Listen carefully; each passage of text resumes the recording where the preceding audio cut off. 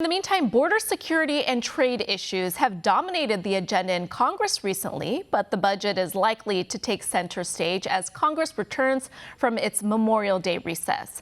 One America's John Hines has that report from Washington. Budget negotiations will pick up again when the Memorial Day recess ends and Congress gets back to work.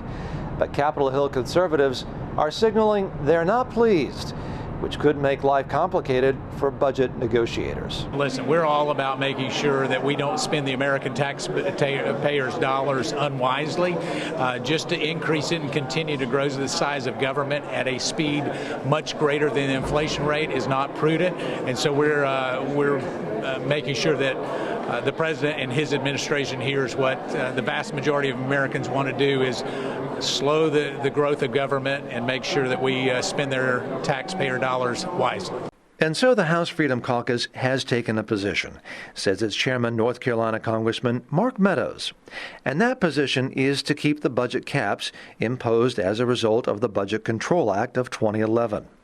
The caps were lifted in last year's budget, and so there's a debate now about lifting them once again, which is proving controversial amongst conservatives.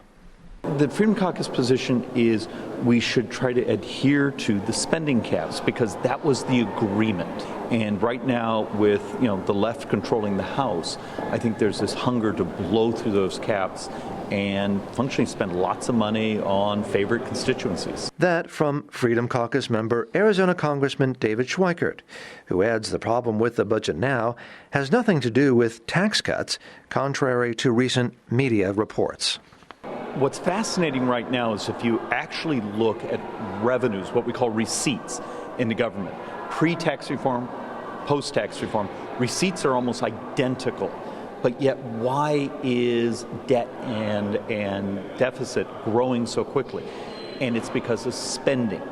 So spending is up already, but it may go up even more if Democrats have their way, says Tom Schatz of Citizens Against Government Waste. Maintaining the budget caps, as the Freedom Caucus has suggested, is the least that should be done. No one in Washington is talking about restraining spending. Democrats want to increase spending by $357 billion over the next two fiscal years, 2020 and 2021, claiming that this is investing in America. The budget negotiations to come could be complicated by Democratic foot-dragging on border security and trade issues, all of which could provide a summer of drama on Capitol Hill. John Hines, One America News, Washington. Want to see more videos like this? Click on the link below and subscribe to One America News on YouTube, and call your cable provider and kindly demand that One America News is added to your lineup. Call and subscribe today.